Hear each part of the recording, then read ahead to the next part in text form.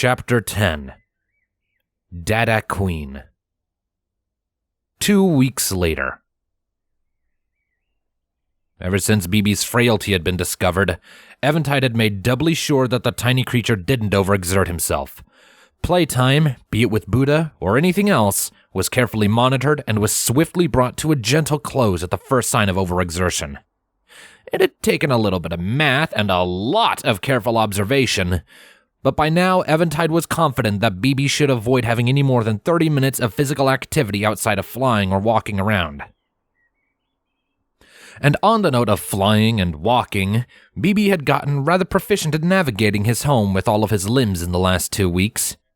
He would often walk all around the house, exploring the corners and darker recesses all on his own, sometimes peeking out at Eventide and Buddha from the shadows so that only his 2 glowing blue eyes were visible. Other times, he would take to the air on buzzing wings to observe whatever it was Eventide was doing at the time, or to pester Buddha by flitting around her head.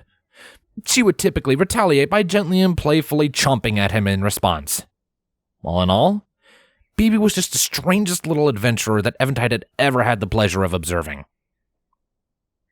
Although his low stamina, while something he had become keenly aware of, did not stop BB from frequently winding up where he was not supposed to, or causing trouble with those errant sparks that would periodically go flying out of his horn if he got excited. Although he seemed to be getting better at controlling those sparks, which Fluttershy had convinced Eventide to refer to as magic. To be fair, given all that had happened in recent months, magic was not at all an unbelievable term to use to describe the guy's mere existence, much less the crazy things he was capable of doing. He had started vocalizing even more in the last few days too, something which Eventide found rather fun and fascinating to listen to. He would make noises whenever he wanted affection, often sounding like he was saying, "Kiwi!" He would pick up his favorite ant, plushie, and either wrestle with it or hug it, all while making odd babbles that reminded Eventide of a human infant. Even similar to the noises of a human were BB's cries, which were still heard on an almost nightly basis. He would still break out into uncontrollable sobbing fits in the night, only ever going quiet when he tired himself out and fell back into a peaceful sleep. Usually, this would happen in Eventide's arms, the man sitting on the edge of his bed with Buddha by his side to offer comforting licks or nuzzles wherever possible. Sadly, Fluttershy had not been able to come by as frequently as she would normally have hoped, as the high school was now repaired enough for classes to resume. She was still dropping by immediately after school to check in and make sure that everything was okay and see if there was anything that she needed to do before heading home to take care of homework. Thankfully, her help was not as essential now as it had been before. Eventide had a hold of the ropes now, he liked to think, at least well enough that he could take care of BB on his own for the most part. It was approximately noon now, and Eventide came back into his home from a trip to a small local grocery store with bags full of produce in his arms. The moment he closed the door behind him, he braced against it in preparation of the inevitable. Sure enough, in came BB from the bedroom, zooming through the air while chittering excitedly. Eventide smiled warmly and allowed the small chitinous missile to plow into his chest hard enough to knock the air out of him. Ow! Hey, BB, was his slightly strained greeting, setting the bags of food down and wrapping his arms around BB in a warm embrace. He chuckled slightly when he noticed something. Ooh, you've gotten bigger, haven't you? He asked in a cheery voice, reaching his knuckles up to playfully noogie BB. BB flinched back from the knuckles, voicing his protest to the action. "Kind sir," came the wordless babble, before he swatted Eventide's hand with a hoof. A loud smack filled the air, and Eventide withdrew his hand with a chuckle before letting BB return to hovering in the air with his wings. After that, Eventide spent a few seconds just studying BB. A small smirk spread on his face. "Yep, you are growing. Nice. Gonna have to start measuring you, huh?" he asked before reaching down and lifting back up the grocery bags. "Well, it can wait for a little while. I gotta put away the groceries." BB followed closely by his side, eyeing the bags as they subtly swayed back and forth. His muscles scrunched up, and his forked tongue poked out of the corner of his mouth.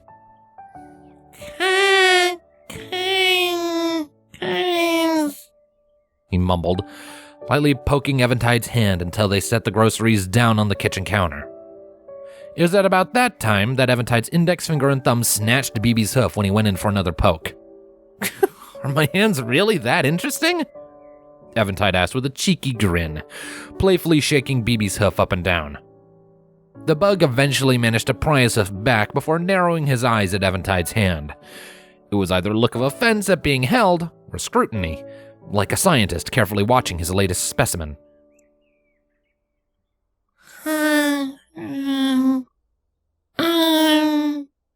He muttered under his breath before poking it again. And again. Eventide caught his hoof with his fingers again, chuckling as he did so. Wow, should I get you a stick? BB scrutinized Eventide's hand for a few seconds before pulling his hoof away and hovering over to sit on the other end of the counter, plunking down onto his rump and observing with great childish interest. Eventide just smiled and rolled his eyes before getting back to work putting things away. All the while, BB watched him like a hawk, his eyes trained mostly on his hands.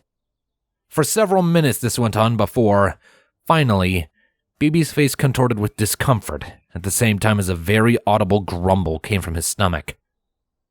He placed his hooves over his belly and pouted before looking up at Eventide again. Kiwi! He chirped out, his discomfort clear. Eventide looked up at him with a raised eyebrow. Huh? What is it, B?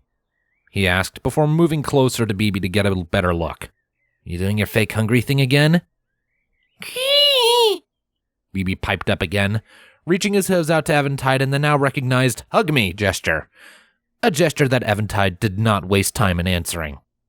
He reached down and lifted BB up with his hands, holding him close to his chest and petting the growing bug on the back of the head. There. That better? Eventide asked after a few seconds of the quiet, listening to BB's pleased murmurs and coos. Dada Queen. Eventide suddenly went stiff, his eyes bulging out of his head. Slowly, very, very slowly, he pulled BB back from his chest to look into his eyes. BB looked back at him with confusion and concern, looking like he was afraid he had done something wrong. Already an apology could be seen in his eyes, and he began to frantically babble as if to put it into words. Queen, I saw someone at the Queen Dada? Eventide's eyes only bulged even more, and his jaw fell uselessly open. He stared at BB, completely incredulous for several moments, before gently setting him back down on the counter and taking a step back. A hand flew up to his mouth to cover it while he tried to wrap his brain around what just happened. Queen? BB asked again, stepping up to the edge of the counter with his ears folding back against his head. Hug. He then sat down on his haunches and held out his hooves again, but this time his desire for an embrace was not immediately fulfilled. Are you... Eventide tried to voice his question, but found himself unable to find his words. He blinked, shook himself, and slapped his own face a few times before staring at BB in abject bewilderment. Did you just talk? Yeah. BB tried, his face twisting as he thought back on all of the interactions he had observed between Eventide and Fluttershy ever since he had hatched. He then pointed at Eventide again. Dada Queen? Key? Eventide blinked again. Oh my God, you can talk. He whispered in awe and disbelief, his voice shaking. He then shuddered with horror as he thought back on how he had been taking care of BB so far. He'd been treating him a lot like Buddha, like a lovable and endearing but non-sapient creature. An animal. But if BB was capable of speech, then... I'm not raising a wild animal, am I?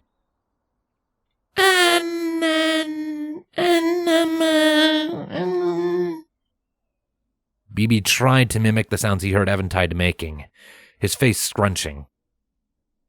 After a few moments without any more responses, BB looked at Eventide and then very gingerly lifted off from the edge of the counter, his wings buzzing pensively in the air. Dada Queen? That finally seemed to draw a more vibrant reaction from Eventide. His heart rate suddenly accelerated, and his eyes and face lit up with a look of absolute shock of the most pleasant variety. Slowly, with a new understanding of the creature before him, Eventide reached out with his hands. BB let himself be taken, and took note of how gentle Eventide's touch was now. He looked into Eventide's eyes and lifted his head in confusion. Dada? At that, Eventide's whole world froze for the third time in 2 minutes. Dada. Daddy. BB had just called him his dad. In retrospect, it was only appropriate. He had found BB as an egg, and had gone out of his way to take good care of him ever since he hatched. Now, granted, that had been with the idea that he was a wild animal, to be released into the wild as soon as he was ready. But now, Eventide couldn't help but think back on the words Fluttershy had said to him the day BB had hatched. I don't know what he is, but I think that... She slowly knelt down to get a closer look at it, and it, in turn, shrank away from her, clinging even tighter to Eventide's pant leg. Slowly, a smile grew on Fluttershy's face as it occurred to her. I think it sees you as its dad. Dada. Eventide parroted in barely even a whisper before a weak chuckle slipped out of his throat. I guess I am, huh? I'm your daddy, little guy. Eventide's heart swelled as he said those words. At the same time, BB's eyes widened, and his forked tongue reflexively licked his lips. His jaw clenched and relaxed many times, a subtle movement that Eventide was used to seeing whenever they were hugging, or whenever Buddha went into Mama Wolf mode and cleaned him off with a bath of puppy licks. After a few seconds, BB's face similarly lit up before he launched himself to tightly hug Eventide around the neck, albeit while being sure not to choke him. What he said next was almost enough to make Eventide fall to the floor. Daddy. After another few seconds of processing, Eventide finally found the brain power to react. He returned the hug as well as he could, holding BB close and starting to rock them both back and forth.